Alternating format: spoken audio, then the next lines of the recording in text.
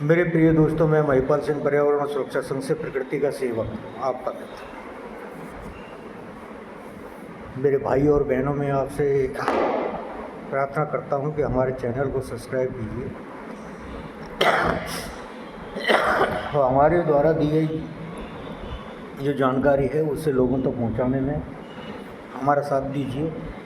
प्रकृति की सेवा, पर्यावरण की सुरक्षा के लिए हमारा हाथ बटाइए। हमारा जो मकसद है, लोगों को जागरूक करना है प्रकृति के प्रति, पर्यावरण के प्रति। ये हमारा मुख्य उद्देश्य है। हमारा चैनल किसी धर्म या जाति या राजनीति को सपोर्ट नहीं करता। हम केवल पर्यावरण की बात करते हैं, प्रकृति की बात करते हैं या संस्कारों की बात करते हैं। मेरे प्रिय भाइयों, आज जो मैं बात करने वाला हूँ वो है पानी से संबंधित, जल से संबंधित। मेरे प्रिय भाइयों,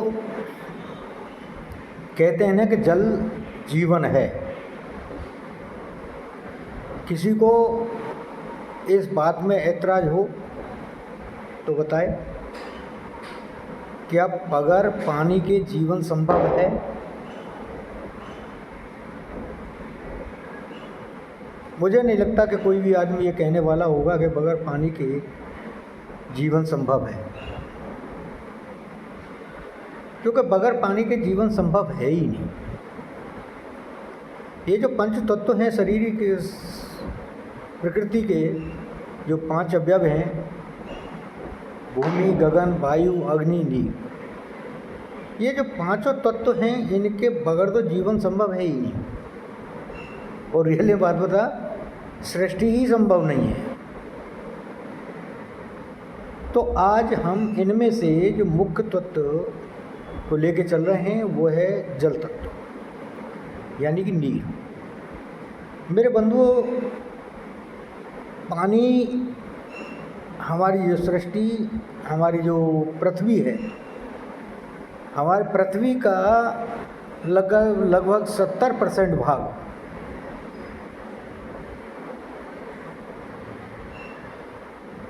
पानी से कवर्ड है। 70%। 30% ऐसा है जो कि पानी से बाहर है, 70% पानी। लेकिन फिर भी एक आश्चर्य की बात है कि जो पीने लायक पानी, जैसे हम सीधा पी सकते हैं बगैर किसी फिल्टर के या बगैर किसी ट्रीटमेंट के, वो केवल 0.05% ही है। बाकी जो पानी है वो पीने लायक है।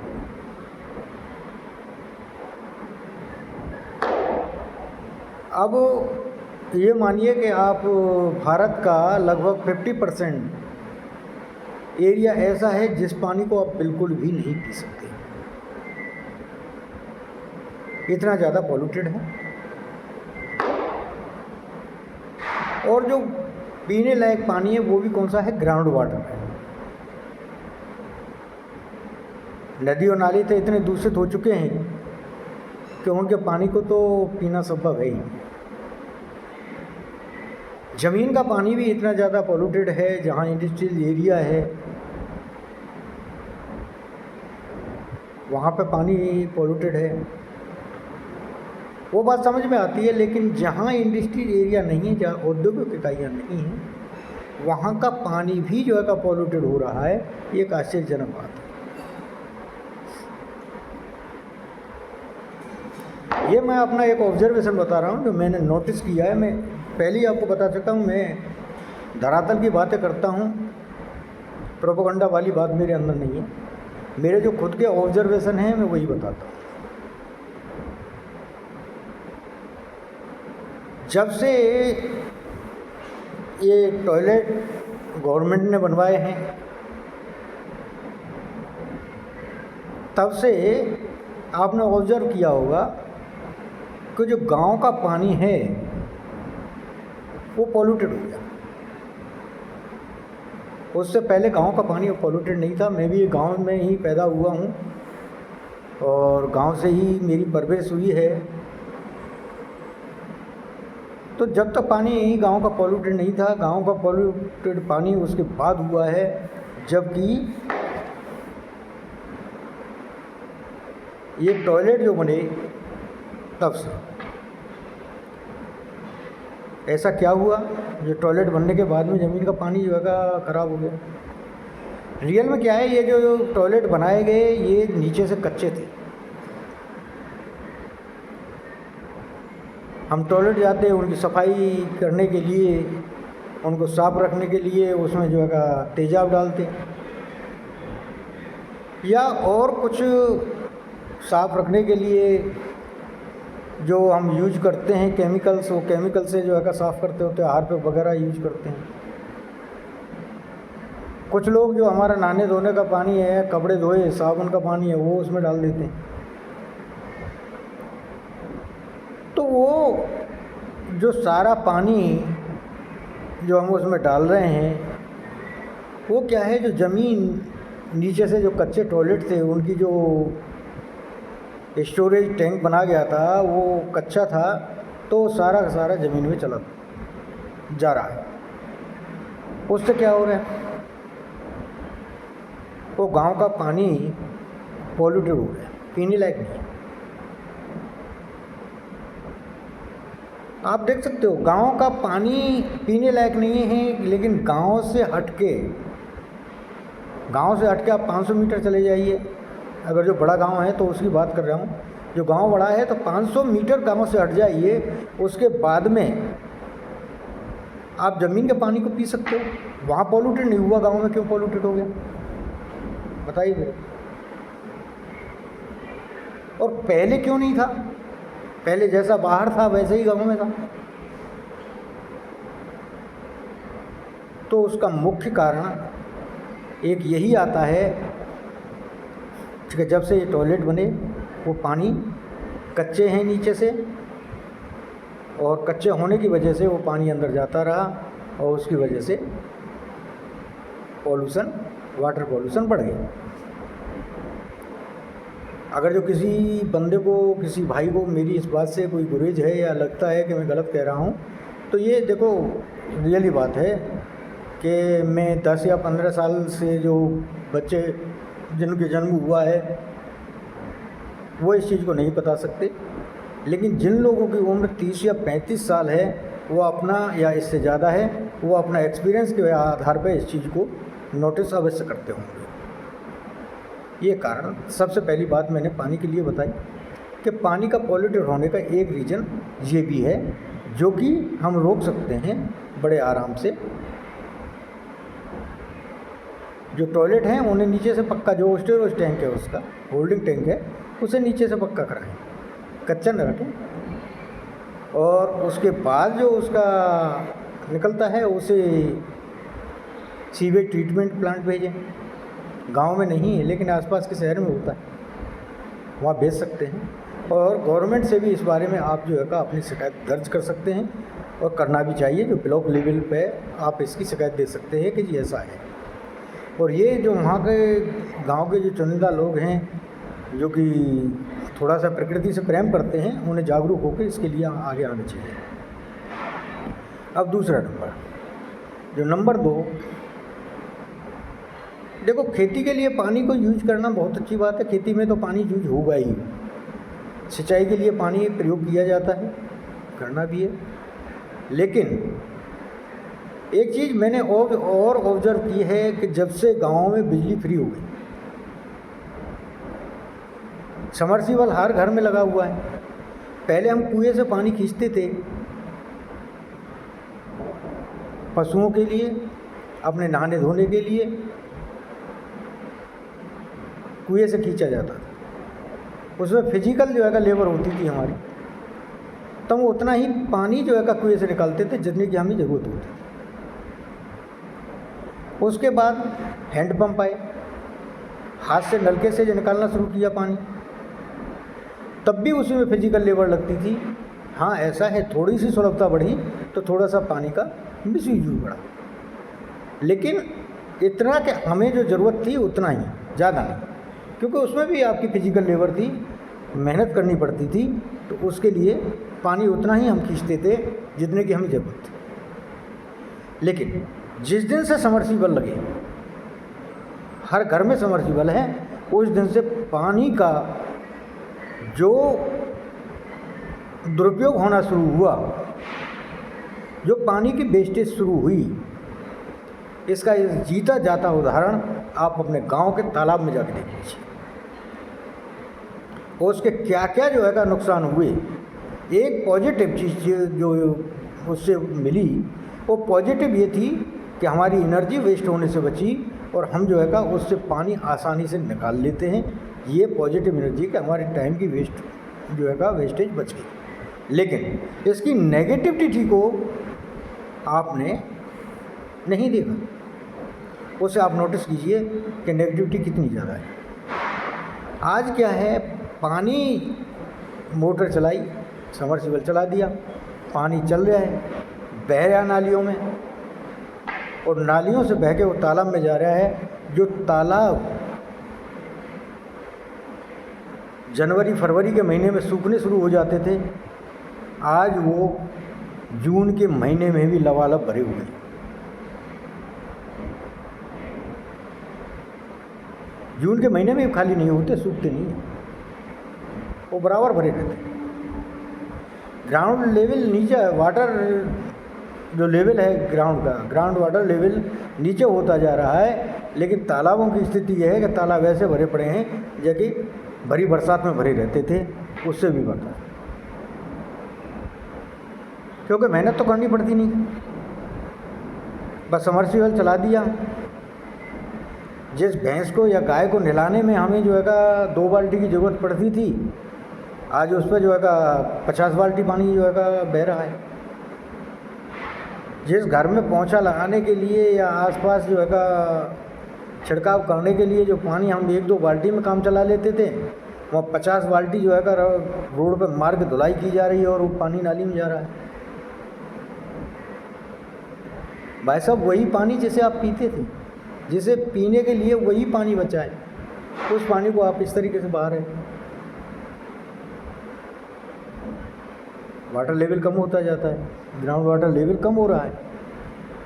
उसके बाद भी एक और नई चीज़ मैं बताऊं आपको कि इसका नुकसान और क्या हुआ। पहले क्या था कि जो पशुओं के नीचे जो गोबर था, जो पशुओं की लैट्रिन होती थी गोबर, तो गोबर को उठा के, पहले गोबर को उठाया जाता था, उसके बाद में झाड़ू से उसे इकट्ठा किया जाता था। नीचे जो पशुओं के पैरों से कट जाता था, बिखर जाता था, उसको भी कलेक्ट करते थे और सबको भर के जो है का गोबर की खाद जहाँ बनती थी वहाँ पे डाल देते थे और गोबर की खाद में यूज हो जाता था और वो किसान के लिए बहुत अच्छी चीज़ थी।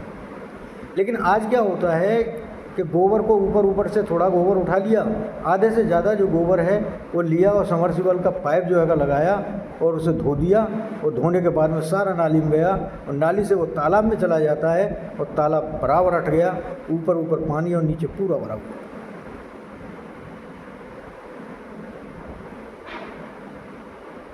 जिस किसान के पास 10 पशु रहते थे और 15 से 20 गाड़ी जो है का 20-25 गाड़ी जो है का मतलब उसका गोबर निकलता था, खाद बनता था गोबर का, वहाँ भाई साहब उतने ही पशुओं में आधा नहीं निकल रहा उसका, तो वो तो सारा तालाब में जा रहा है।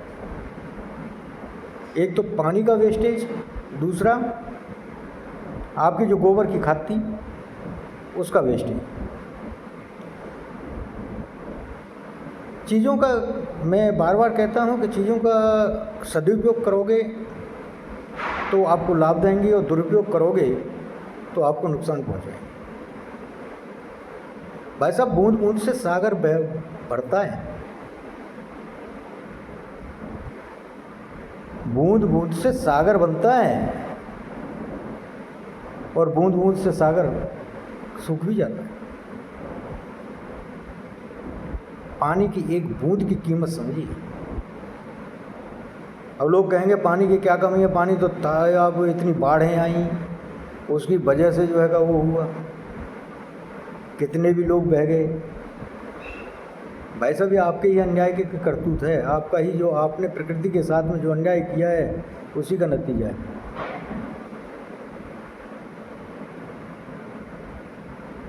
इसके अंदर प्रकृति और ईश्वर को दोष मत दीजिए।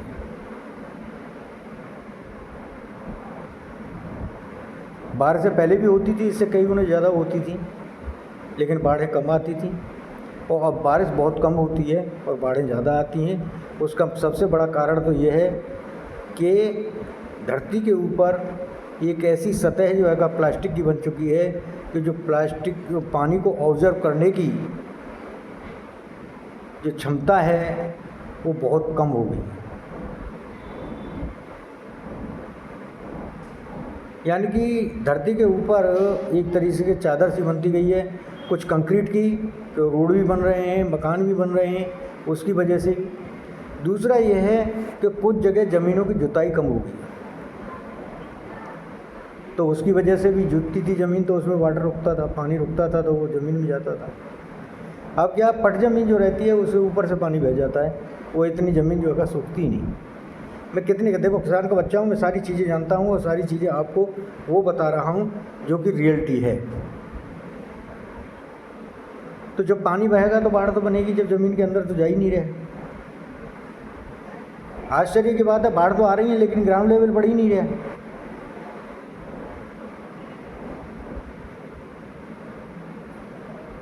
क्योंकि ग्राउंड लेवल को बढ़ना जब भी पॉसिबल है जबकि पानी ज़मीन के अंदर जाए, लेकिन वो तो जा नहीं रहे। तो मेरे प्रियो भाइयों और बहनों,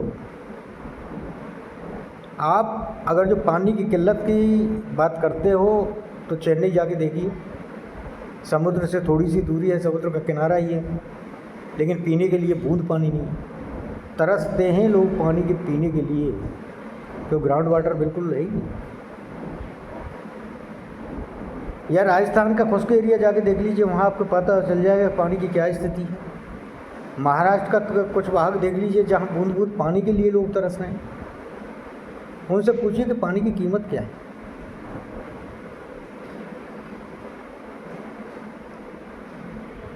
पानी को ना तो जो है खराब करिए और ना पानी को व्यर्थ करिए, क्यों, पानी जीवन है।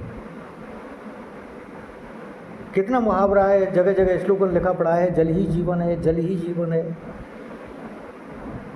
लेकिन जो स्लोगन लिखने वाला है वो भी जो है एक बाल्टी की जगह 10 बाल्टी पानी खर्च करता है। जहाँ 1 लीटर पानी की ज़रूरत है वहाँ 10 लीटर पानी बहाता है जो स्लोगन लिखने वाला है। ये सबसे बड़ी त्रासदी। हम ज्ञान तो बांटते हैं लेकिन खुद उस पर अमल नहीं करते, ये सबसे बड़ी त्रासदी।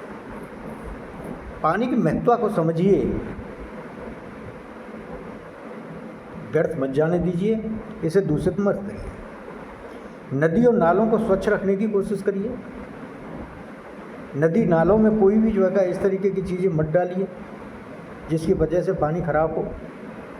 ग्राउंड वाटर को जो है सुरक्षित करने के लिए ज़मीन में ऐसी चीज़ों को मत डालिए जिससे कि जो है सॉइल भी पॉल्यूटेड हो, उसके बाद में वाटर भी पॉल्यूटेड हो। मेरे भाई और बहनों, मैं आपसे बार बार जो है मतलब प्रार्थना करता रहा हूँ और करता रहूँगा। खैर मेरा फर्ज है, मानो या न मानो वो आपकी इच्छा है।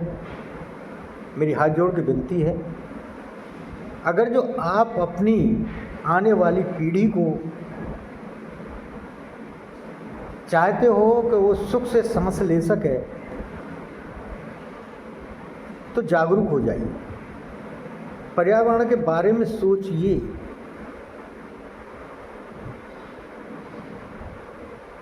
कुछ तो करिए।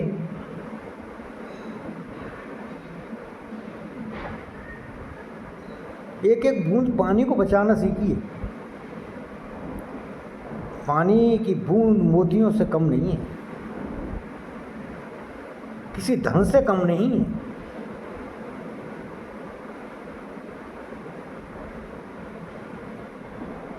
जहाँ पानी नहीं है उन लोगों से जाके पूछ लीजिए ये पानी, बूंद पानी की कीमत क्या है।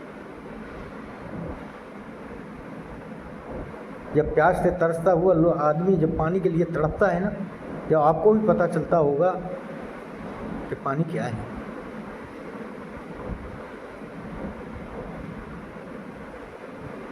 नमस्कार मित्रों, जय प्रकृति, जय।